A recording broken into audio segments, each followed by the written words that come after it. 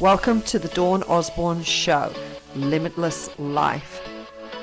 The big question women like you and I ask is, how do we do that? How do we have a growth mindset? How do we increase our emotional intelligence? How do we do life, business and marketing, and yet still remain balanced in the rhythm of our life and our family? Those are the questions that this podcast will answer. My name is Dawn Osborne, and welcome to my Limitless Life podcast. Hey everybody, and welcome to Wow Women. I am super excited. I am always excited about my guests because they're always amazing women who have impacted and done some crazy, awesome stuff. And one of those ladies today is the wonderful Bronwen Healy. She is the CEO and founder of the Hope Foundation and the Love Well Project in Mount Gravatt in Brisbane, which I am totally into you going and visiting. And she is going to share with us today some of her amazing wisdom that has impacted her life, and she's going to share that with us today. So stay tuned. If you're listening to the replay, make sure you hang in there, because at the end of this, she's going to share her wisdom. But first of all, hey Bronwen, welcome to Wow Women. It's awesome to have you. Thanks for having me. Yay. I love your story, and I love you. I have seen you over the years, and I've heard you speak, and every time I hear you speak, I just love everything that you have to share. And some people who are on the pod, who are on this right now, know you, but some might be listening to the podcast later on. They don't know your story. So, are you okay to share with us? Just share with us a little bit about your past, where you've come through, where you've been, what you've come through, and we're talking about, a valley or anything that you want to share that would help our listeners today. Absolutely. Thank you for asking. You'll hear later in my wisdom one of the things that I say, and, I say to my kids, I have 3 teenage daughters, these things are cliched for a reason, sweetheart. But, I say your past is not your future. So I get the privilege of sharing this story with lots and lots of different people, with a knowing that that's not who I am, and it doesn't it's not my truth. It's not where I live, but it definitely helped shape who I am. So I get to sit before you now. When I tell my story, I say, hi, I'm Bronwen. I'm 43. I know I look way younger. And you do. What cream do you use? Try and break the ice. And really, I was born to, my dad was an alcoholic when I was born, and he got sober when I was 3. So 40 years later, he's still sober. He himself would say there's a big difference between being sober and being free, which has been a huge part of my story. But we moved to Queensland from Melbourne when I was 13, and I went to an elite fancy girls school, and I didn't love it. I didn't love it. I didn't know who I was. I didn't know what on earth I was on the planet for. I tried to fit in. The girls were all in cliques. I didn't have an identity where I could stand on my own and just be like, you know what? I don't care what you think. I cared what they thought. And I was 13 years old, and I just moved states. And so I remember sitting in the guidance counselor's office, like crying, they're so mean. Why are they so, they're bullies. And she would say to me, you need to make an effort. And I'd be like, no, make them make an effort. That would be easier. Why can't they do their bit? They're the mean ones. Yeah. And so I remember her saying to me, what do you love? What are you passionate about? And at the time I was like, well, I don't know. And she was like, join a group, get involved in a small group where everybody's loving the same thing. And so I joined a lunchtime art group. And what I realized in that group was you can love things and not be good at them at the same time. So I love art, but I can't do art.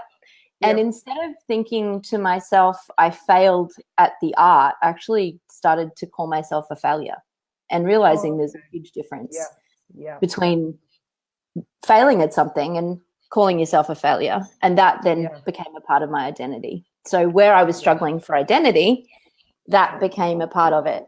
And I didn't fit in, and I didn't belong, and I was a failure. I felt like I was a failure. And so that then became a part of who I was, age 13, 14, 15. Then they start to ask you that, incredible question of what do you want to be when you grow up?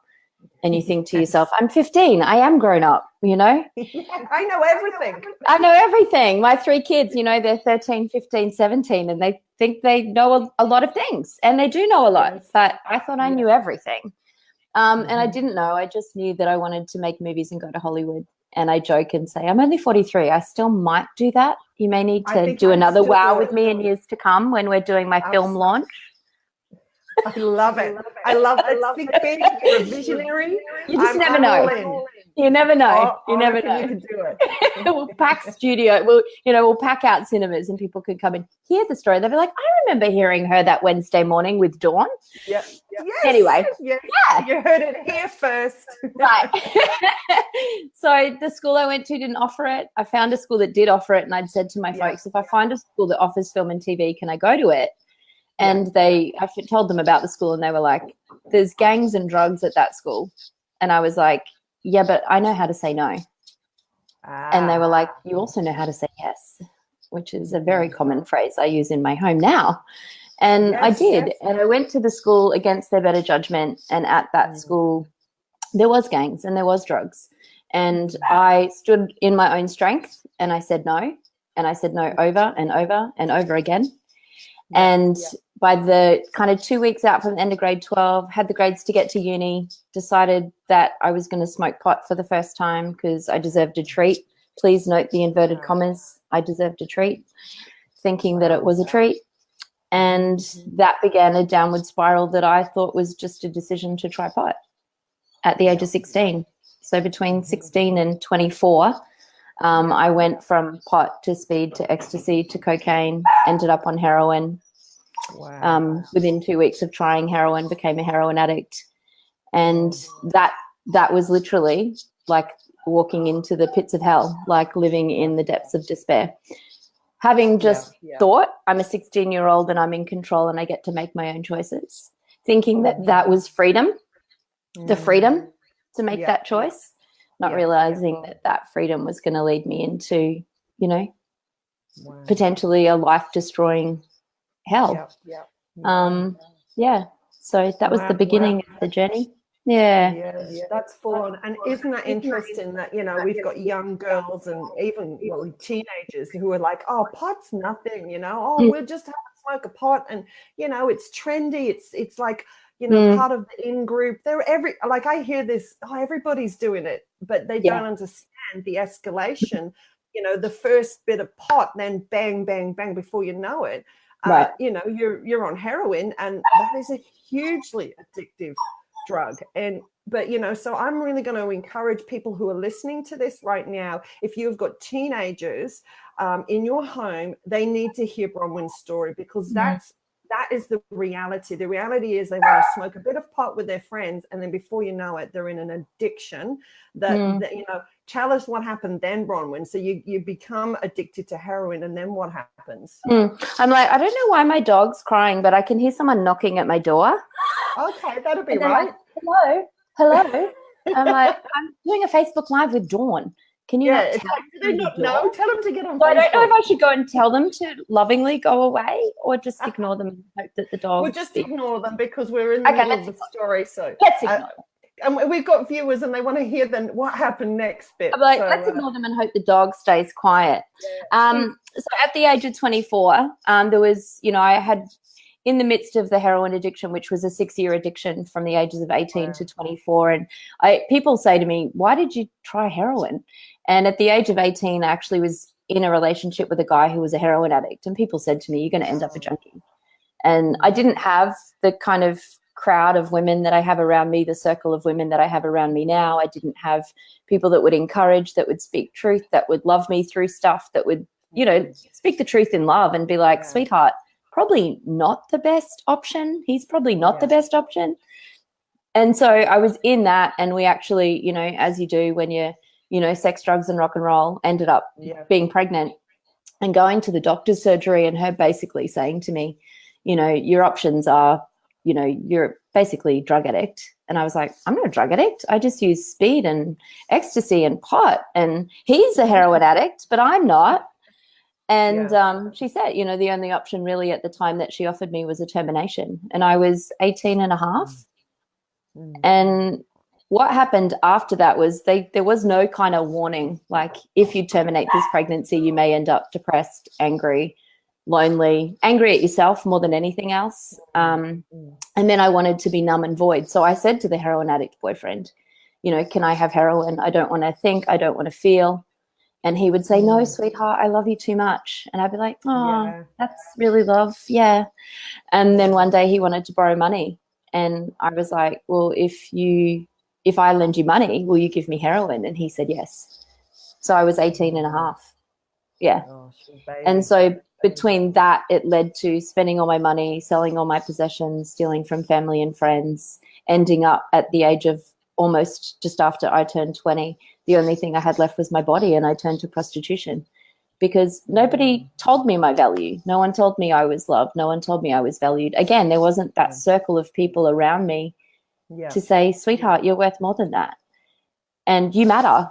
Like, you know, there's a thing on your life. You know, no one else on the face of the planet has your fingerprint. No one else can do what you do. And I didn't have that. And so I remember, you know, turning to prostitution, selling my body and soul to strangers for money for the drugs. And eventually getting out of that and thinking to myself, I'll never go back to that. I'll never go back to that. I'll never go back to that. And ending up at the age of 24 in a doctor's surgery who treated drug addicts because I had friends that were dying, people were overdosing, and it was starting to scare me. And realizing that after 6 years on heroin, for the first time, I actually felt scared for my life. And I hadn't considered it before because I was so addicted. Didn't even really realize that I was an addict and how I got trapped and that I'd lost all these years. And I ended up in his doctor's surgery, and I shared my drug history with him, and he told me I needed to go to rehab. And I ended up going to a rehab. I was an inner city dweller in Brizzy at the time, and ending up going to this doctor's surgery and him sending me to rehab in a suburb called Mount Gravatt, which you already announced. I now run a cafe on the top of the mountain. But coming to this rehab nearly just over 19 years ago, I walked into that rehab at the age of 24, having no idea my whole life was about to change, just knowing that I needed change. I was desperate, so desperate. That's an amazing story. But it just listening to you just shows how quick. I mean, it sounds like you came from quite a loving family. You know, you didn't come from huge abuse as your child. You know, from your childhood, you come into an elite school. You know, you make few choices, and then before you know, like your pathway, you know, it's not your usual story where you've come from huge abuse, and so there's kind of like, you know, that behavior was modeled to you, or you saw it, or you experienced bad stuff that led you to go to drugs. But there was just a very quick journey that happened to the most unlikely young woman. You know, you're intelligent, you're going to uni, you have dreams and aspirations. But I think it's a warning to us all that we need to be mindful that, you know, this is how quickly it can happen if you make a few wrong choices. A little bit of depression kicks in.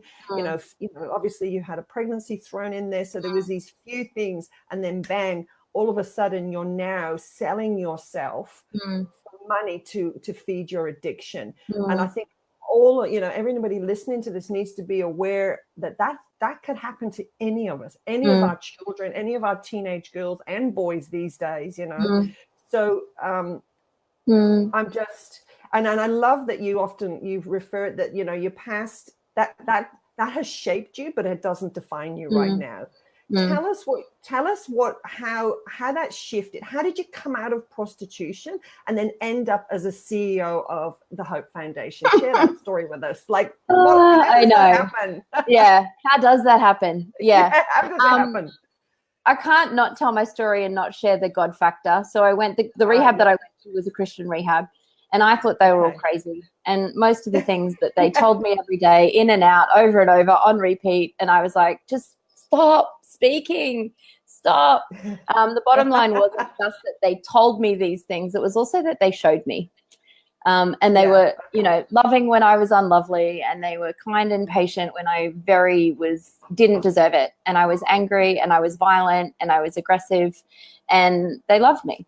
And I ended up becoming a Christian. So that was 15th of August, 1999. Maybe that's why I look so young, because I'm really actually only 19. I get to live life all over again now, which is way better than when I did it on my own.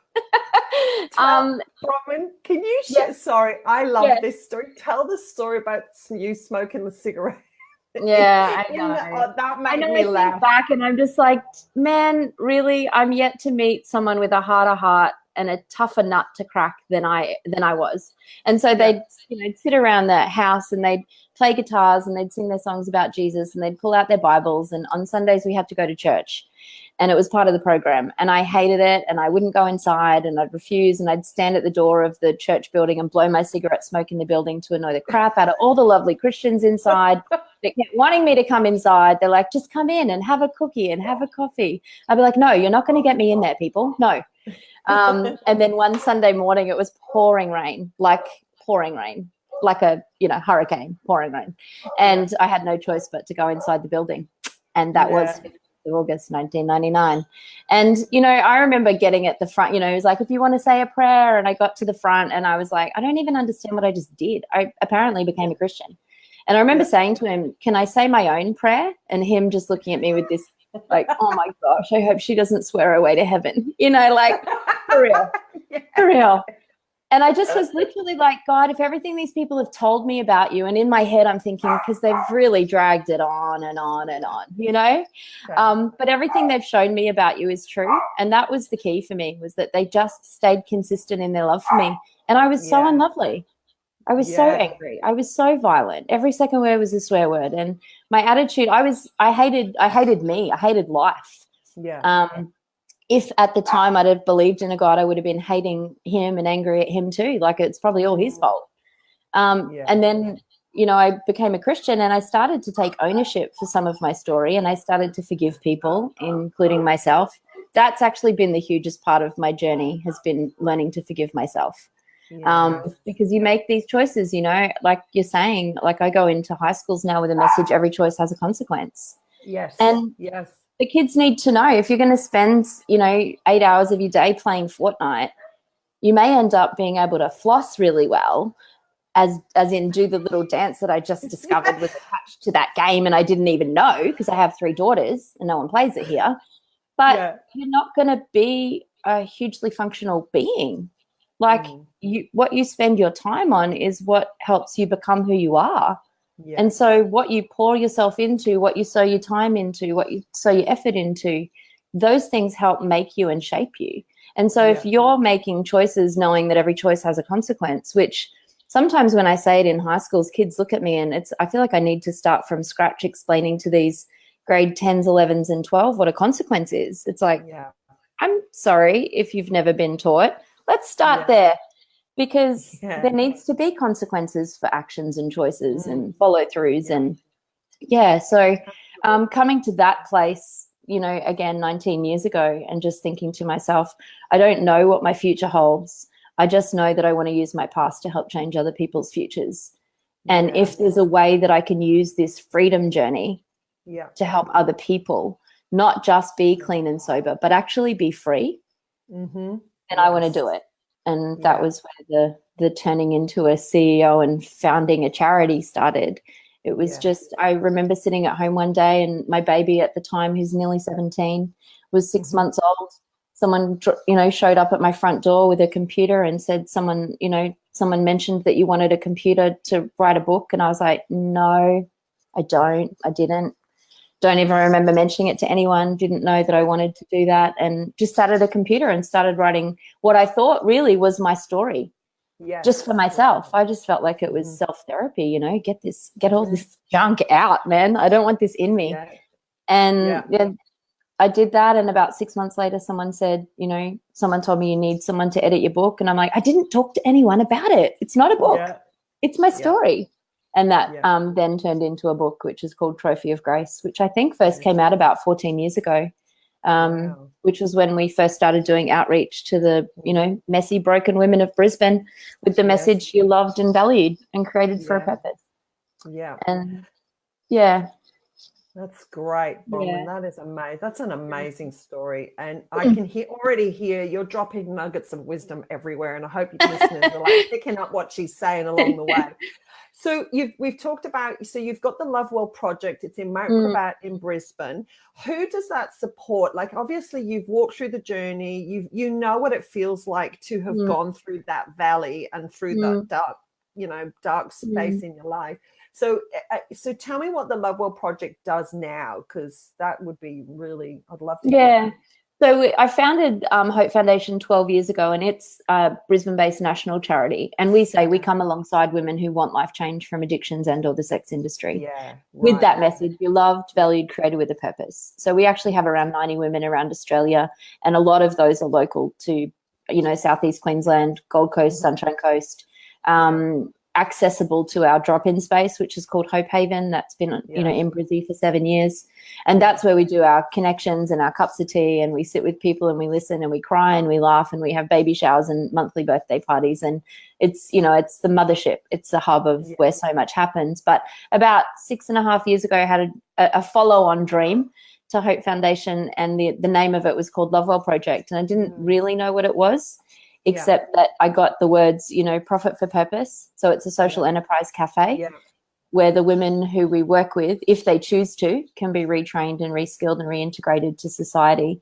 And the message at the Love Well Project, there's a big sign up on the wall that says changing the world one woman at a time, one coffee at a time. And we are. We've got at the moment 22 staff on the roster, and 6 of those are Hope Chicks. Wow, that's so it's for real. It's like you walk in and it's like, oh my gosh, not many days do I go up there and I don't get tears in my eyes or tears down my cheeks, because this is a really massive dream come true. It's like people's lives are being changed on the other side of this, and all because some sassy little chick said, "I'll go, let's do that." As wild and crazy as it seems now, what was I thinking? Well, you're helping people, and that makes everything you've been through used good. But I have to ask you, do you meet other Bronwens who are smoking and blowing smoke into your meetings? I sure do. We actually, there's a smoker's spot outside that Hope Haven, and they go there, and it's up to them. And, because we say we come alongside women who want life change, they're at all different parts of their journey. Yeah. All different parts of their journey. And we just love them right where they are. It's like, it's your story. We're kind of like a giant cheer squad, and we'll cheer you on. But we, we're not trained counselors, and we're not going to sit and give you the advice that we think you should know, because if I'd have known better at your age, I would have It's up to them. And it's their kind of, we're all coming alongside one another. Like, they're great cheerleaders to me as I journey through in and out of different things. And they, they'll see you and they'll go, "Not having a good day, Bron." And I'll be like, "Nah, babe." And they'll go, "Come on." And they come and lean in for a big hug, and they may smell like cigarettes, but they'll also go in and make me a coffee. So we're winning. I love it. You are winning. And it sounds like it's complete, non-judgmental, except, they found a place. It's a place where they can feel loved and belong. Because quite frankly, I mean, if you're in that industry, there is a lot of shame attached to being in that industry. I mean, I've had the privilege of coming down to you guys for a luncheon, and I met some of your girls, and I tell you what, I will never be the same again. Listening to their stories and the impact, and actually it's transformation. I listen to their story, and then I look at them now, and I'm like, I would never in a million years would have guessed that you have been through that, because they just, I love stories of transformation. And obviously these girls and women coming to you are getting transformed, and they're getting integrated back into society with love, value, worth, and so I love your story, Bronwen, but I also love that what's happening is you're transforming women's lives, who are then, some of these women are mothers, and so if they get helped and healed and transformed, then it benefits their kids, and that's another generation of kids that are helped in Brisbane and all over Australia. So it's pretty remarkable. It is. Now you remind me of how amazing it all is, and it makes the hard days worth it. Thanks, Dawn. I'm championing you on, Bronwen, because I just think you're doing an amazing job. And, people are listening. I'm completely endorsing you. Support Bronwen's cause. I know that she's probably got a website which we can share a little bit later. But I know people are busting to hear your wisdom, as am I. So what is your first piece of wisdom for us today, Bronwen? The first one is, again, we actually have it as a fridge magnet, which is why I say to my kids, it's cliched for a reason, sweetheart, because it's true. Yeah. And my first one is, your past is not your future.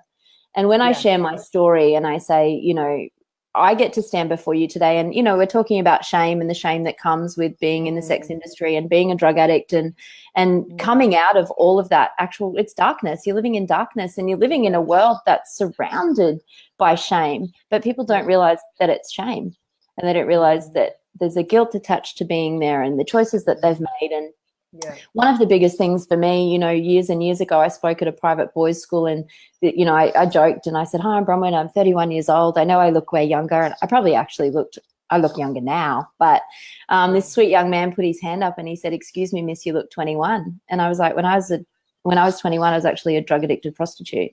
And I was using up to $1,000 worth of drugs a day. I weighed just under 45 kilos. I looked, felt, smelt like death warmed up." He turned pale, and the response to that, which is, over 10 years ago, and still, my number one word of wisdom is, your past. I sat in front of this crowd of 250 private school boys and said, "But my past is not my future. And what I've done is not who I am. What's been done to me is not who I am.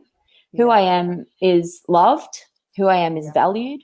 Who I am is created for a purpose." Every audience I'll ever speak to will hear me say, there's no one else on the face of the planet like you. And I can eyeball as many people in a crowd as humanly possible and, hold up my thumb, and I'm just like, no one else on the planet has your thumbprint. Yes. Like, you have a legacy to leave and you have a world to change. Like, we have no idea if it's being a mum, being a student, being a doctor, being a fireman. Let's choose to do all of those things well and say but my past, like you said, my past happened to me, and it definitely helped shape who I am and why I'm so passionate about what I believe. But it doesn't define me. No, it doesn't define me. And nor should it stop me. And that's one of my things with the Hope Chicks is, and again, anyone else that will hear this story, people have lives and people have stories. And we say at the Hope Haven, don't leave your baggage at the door. Bring it in. Let's unpack it together. Let's handle that crap. Let's not keep walking through. Let's not keep adding stuff into the backpack and feeling like we have to bear the weight of the world on our shoulders. We don't. And we're not supposed to. And that's why we need the circles of people around us to love us and speak the truth in love and share wisdom. Because this stuff that I hear other people teach that I'm like, man, I wish I knew that 10 years ago. Yes. Yeah. Oh, if only. If only. If only. I remember hearing my nan say that, and I say it now. I'm like, oh my gosh, I sound like my nan or my mum, Yeah. But no, that's awesome. Okay, what's number 2 for us, Bronwen?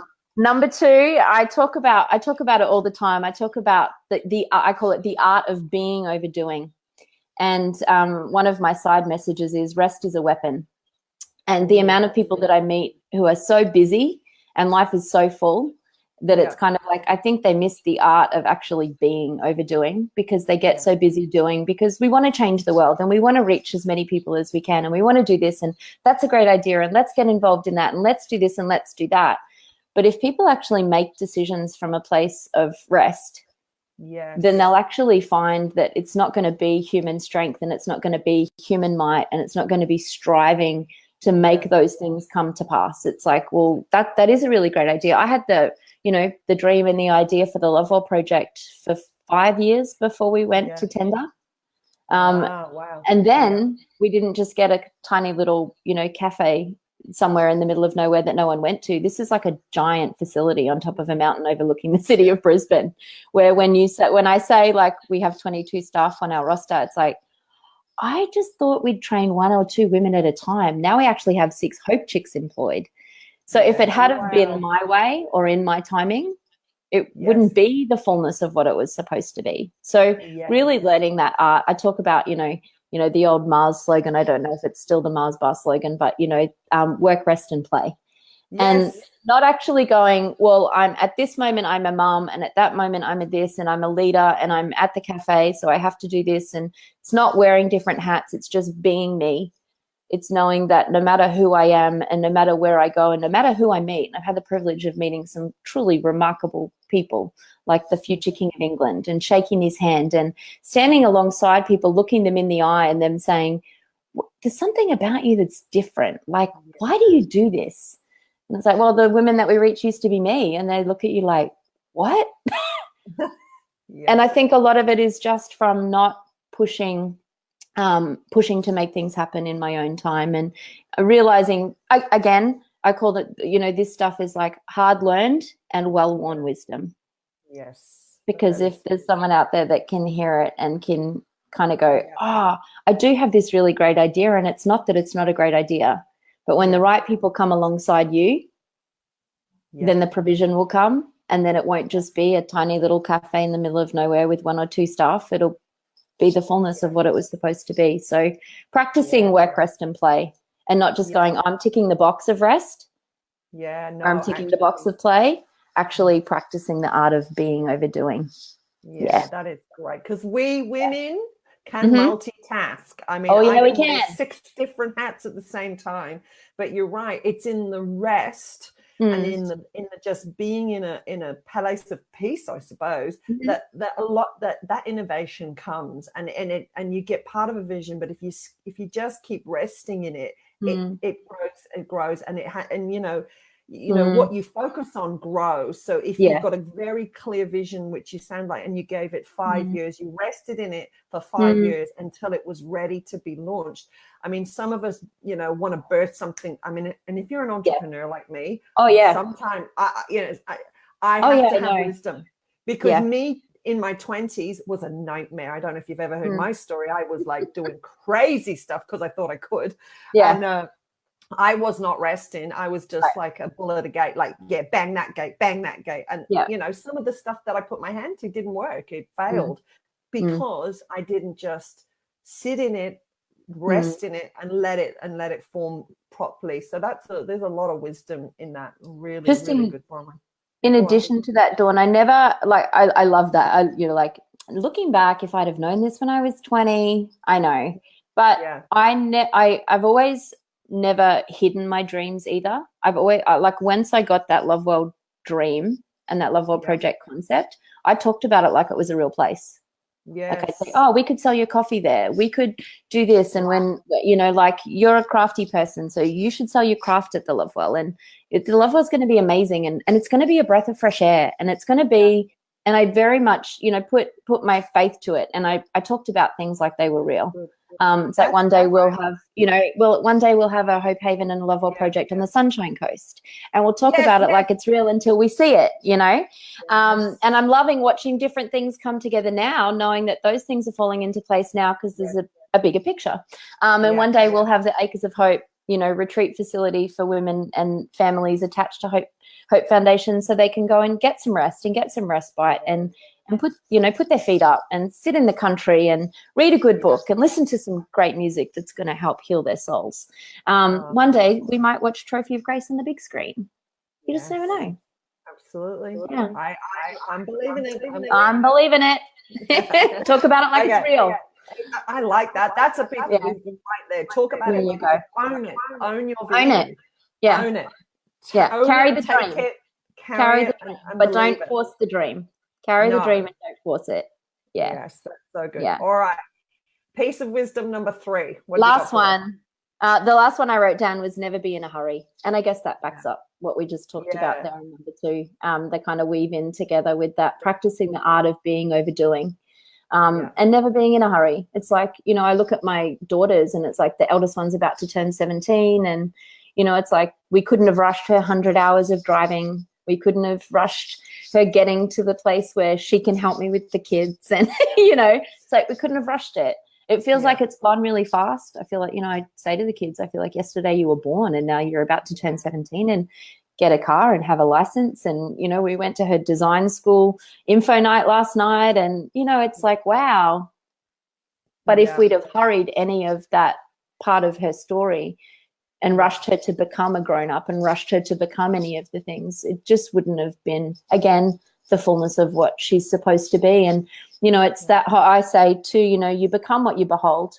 And I've watched her want to be a grown-up and learn different things and become a mature teenager.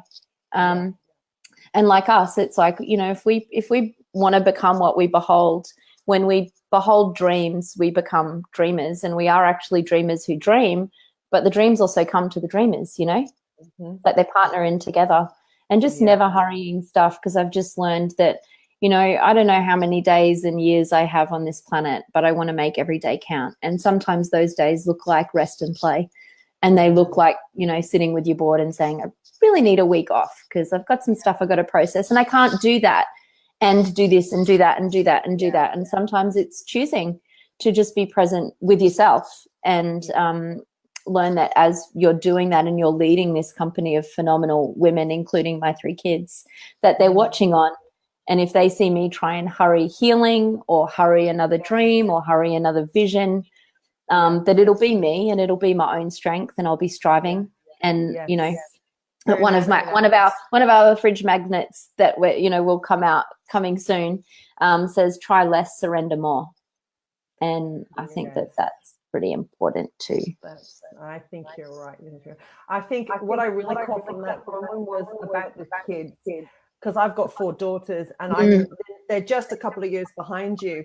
But I remember when they were born, I couldn't wait until they walked. When they walked, I couldn't wait till they, you know, to the next phase. And then there was a moment, you know, where I went, do you know what? I'm going to stop wishing for the next thing, you know, the next thing with my kids, the next development. How's about I just rest and enjoy them right now? Because you're excited, you know, if you're excited for progress. And what, you know, wisdom in that with my kids was like, oh, I need to create memories from them. And because they'll be gone, you know, they'll be out of the door. It's like you're even closer. You can see them. They're super independent. I know. Let's not talk about it. I know. No, I know it's real. And they're good people. So I'm excited for them, but I know. Yeah. And it's like, it feels like yesterday. Yep. Right? So, you know, if there's anyone listening with little kids and you can't wait for them to go to school, go to prep, go to, you know, just enjoy them right now, because it moves very, very fast. Yeah. And so that is a piece of wisdom for mum with kids. Enjoy your kids right now, because before, you know, they will transition to the next phase very quickly. And then, create memories with your kids. Comes back to the being overdoing. Just be present. Yeah, be present with your family. Stay engaged. You know, I know a lot of entrepreneurs listen to this show and watch, and you know, we do have a tendency to go, create. But you know, sometimes everything that you've said really backs up. You know what? Just rest, chill, be present. Your family are important. So into your family. Don't be in a hurry to always be progressive. Even, you know, being pioneers, and I know that you're a pioneer from. We tend to want to build, but it's like, no, I think wisdom will say, just chill out. Don't be in a hurry. And that's so powerful. That's really, really good. And the best and the longest lasting results. Hey, tell us. From that. Yeah.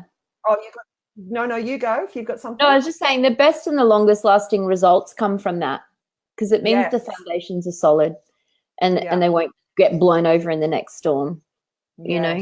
Yeah, that's really good. You're right. Dig down to the bits that no one sees until, you know, because the bit they will see will be strong and mighty. So that's really good. So if someone wants to find you, tell me, how can they find you? If someone wants to support you or come and have a coffee and a cake, which I have done and I loved it. So it's very good. How do they do that? The Hope Foundation has a website. So hopefoundation.org.au is the Hope Foundation's website. And it should link you to Facebook for both the Love Well Project and Hope Foundation Brisbane. So, but jumping on Facebook is definitely one of the greatest ways to stay connected and watch the journey unfold. Yeah. So, my husband's just recently bought a motorbike, and so we'll come cruising. The bikies will turn up. We'll come up to the mountain and have do it. You might need to book a table. They what used to be Saturday trade is often weekday trade, and starting later in September we'll be opening on Sundays. So very exciting times. It's actually our second birthday tomorrow. So pretty amazing. Well, happy birthday. Time to celebrate. Yes. Eat some cupcakes. That's right. And that's it. That's another piece of wisdom right there. When the hard work's done, celebrate. Absolutely. Celebrate. Do something fun. So you're having a party? They're having a party. And I think Yes. it's with every drink purchase, they get a free cupcake. And we've had Hope Chicks make the cupcakes this week. Oh, and they've wow. all been decorated Great. with our Love Well blue color, and there's lots of pretty sparkles on them, and it's pretty special. Yeah. Well, Bronwen, you have been an absolute pleasure. I've loved having you on the Wow Women show.